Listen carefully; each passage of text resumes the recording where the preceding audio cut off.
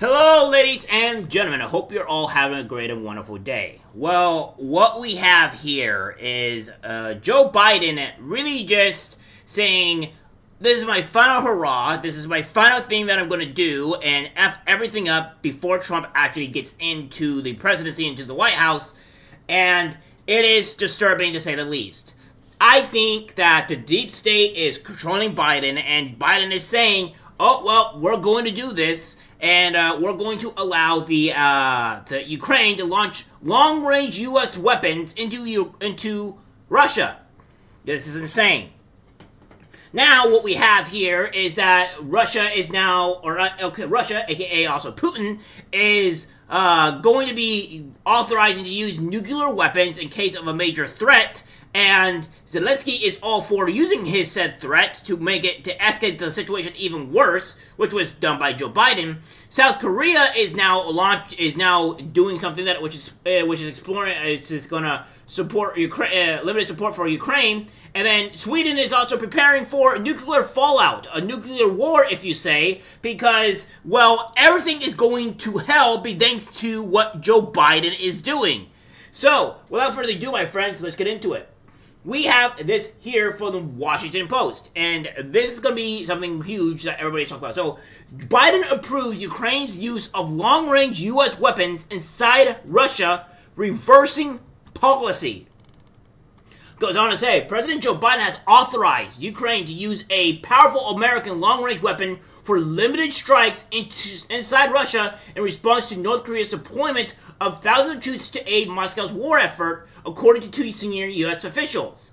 So, the easing of restrictions on allowing Kiev to use the Army tactical missile system or at ATACMs to hit targets inside Russia is a significant reversal in U.S. policy and comes as some 10,000 elite North Korean troops have been sent to Kursk, a region of Russia along Ukraine's northern border, to help Moscow's forces retake territory gained by Ukraine. The Biden administration fears that more North Korean special forces units could follow in support of this effort. Who cares? Because this has nothing to do with us. And this is showing that Zelensky does not want actual peace. That Zelensky does not care on what is going on. Because again, it's like, well, this is because again, if Zelensky wanted peace, if Zelensky wanted everything, he would be negotiating and working peace treaties after he made so much ground. But no, that's not it. He is trying to at least destroy or completely brittle Russia, along with some of our people. I would say like Mitch McConnell, Mike Rogers, and a few other these military complex Republicans or rhinos to extend this war. And I think Mike Rogers and Tolson, I think that's called his last name, who cares, that they're the ones that are going to be really pushing for this. They're probably the ones wanting more of this so they can get the most out of their money before Trump comes in and stops it. But that's just my perceived notion, right? The move proceeds by 2 months to return to the White House of President-elect Donald Trump, who has signaled he intends to end the war between Russia and Ukraine, though without offering details of how he will do so. Well, I mean, you don't put negotiations on how you're going to actually do this. It doesn't really matter how. The fact that the only thing that does is that, that he actually stops the war. Listen, if it stops the war from happening and prevents us going for World War III, I don't care what it is. As long as it doesn't provide us to get into more war, I don't care. It's good.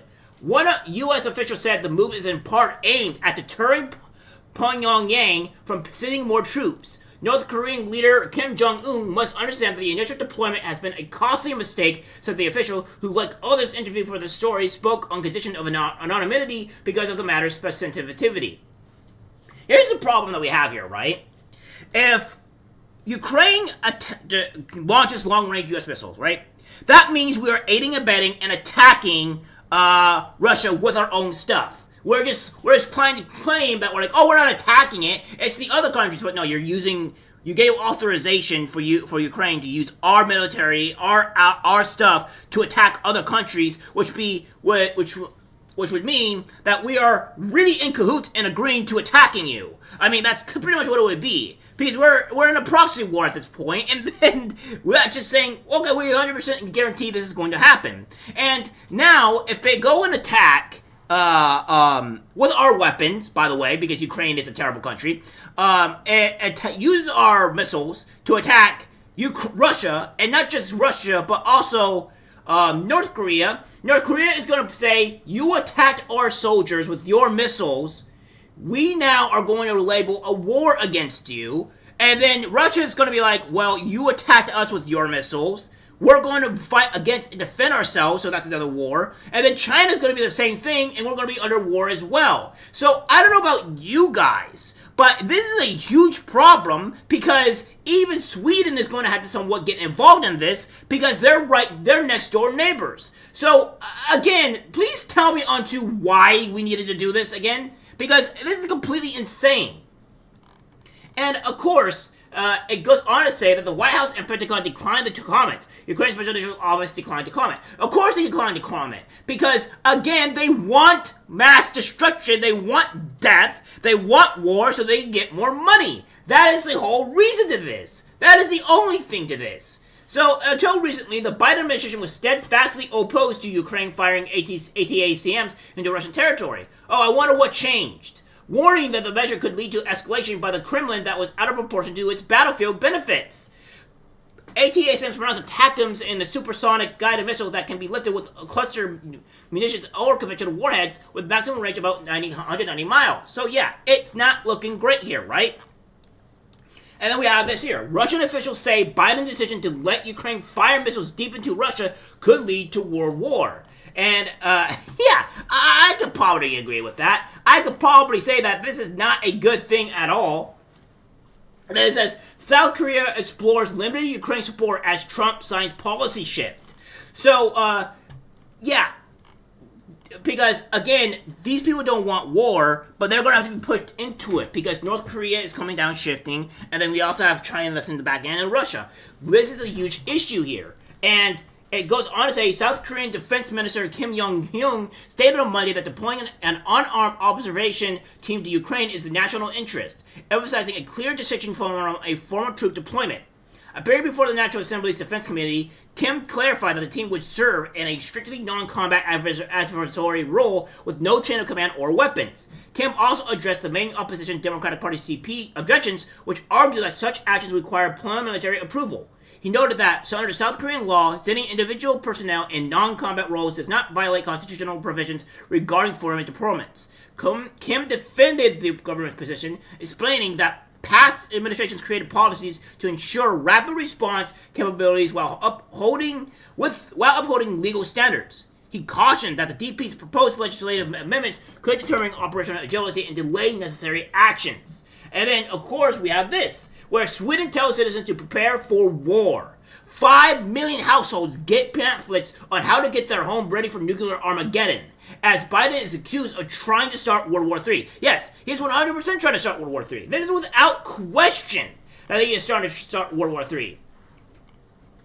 And it says Sweden is sending out 5 million pamphlets to residents, urging them to prepare for the possibility of war, with instructions on how to just stockpile food and even seek shelter during a nuclear attack, as fears grow of a conflict between Russia and NATO. Since the start of the war in Ukraine, Stockholm has repeatedly urged Swedes to prepare both mentally and logistically for a possible conflict, citing the worsening security situation in its vicinity. So, yeah, and it goes on to say here, so it comes as tensions between Moscow and the West have escalated to new heights after Joe Biden gave Kiev the green light to blast targets deep inside Russia with U.S.-supplied long-range missiles, which Donald Trump's son has criticized as making sure they get World War III going before my father has a chance to create peace. Exactly. And this is all that's going here, right? This is what they're going to be doing and what have you. This is complete insanity. And we're going to be showing exactly what Zelensky is talking about, what he's saying, and then also what Putin's reaction to the whole thing. So here we go. In Ukraine is the victory plan, which I presented to our partners. One of its key points is long-range capabilities for our army. Today, there's a lot of talk in the media about us receiving permission for respective actions. But strikes are not carried out with words. Such things are not announced. Missiles will speak for themselves.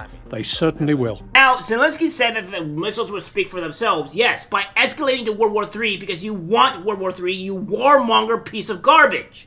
This is the reason why I want Zelensky out. I want Ukraine to lose, honestly, at this point, because they should be negotiating peace treaties, which they're not. And this is what Putin has said when Zelensky and Biden has allowed U.S. long-range missiles to be launched inside Russia. This is Putin saying that now we are authorizing nuclear war in case of a large threat. In the updated version of the document, aggression against Russia by any non-nuclear state, but with the support of a nuclear state, is proposed to be considered as their joint attack on Russia. Russia will also consider the possibility of using nuclear weapons when receiving reliable information about a massive launch of means of aerospace attack and their crossing of our state border. This includes strategic and tactical aircraft, as well as cruise missiles and drones, hypersonic and other delivery vehicles. Russia reserves the right to use nuclear weapons in case of aggression, including if the enemy, using conventional weapons, poses a critical threat. So you heard that. So Putin has said that they're going to be looking into using nuclear weapons because it is deemed a significant threat to our country and to our people. Because you're losing long-range missiles into our own country, which means civilians will die, which is not usually a good thing, right? And the only way that I can see Trump getting out of this at all is if this doesn't escalate for the next 2 months, 2.5 months to be honest, and he gets in and he does something. Russia is going to have to take over Kremlin. He's going to have to make that sacrifice. Ukraine's going to have to make that sacrifice straight up because it's just not going to work. And then we're going to have to separate ourselves from NATO because NATO is really pushing this to go forward. There's a lot of things that Trump's going to have to do here, and I think NATO is a toxic place for us because obviously NATO is only money-grabbing warmongers, and that's just straight up the truth. And what we have here is a severe issue in our country. And this is not good. I'm hoping, as dark as it sounds, guys, I'm hoping that Ukraine just gets obliterated so we don't have to worry about this anymore, right? Because that's something that is the best case scenario. Because Ukraine is just not going to obliterate Russia, right? It's just not going to work. It is not going to happen. So, that being said, it's only going to be a World War III if Russia doesn't obliterate Ukraine. If Russia does not obliterate Ukraine, or doesn't take over to something like that, and it's going to be a long-standing war, we'll be in World War III because that's going to be because all the other countries are going to take suit.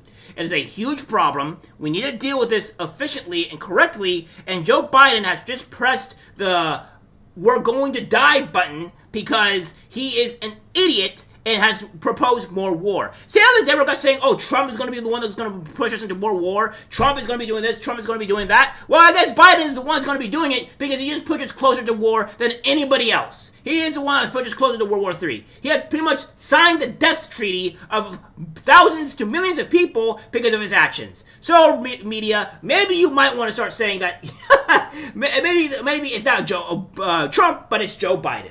Alright guys, that's it for the video. Let's guys share. As always, take care my friends. I'm disgusted by what I see in public. Even people closest to us can't be trusted. Cause it's algorithmic disease, the social media.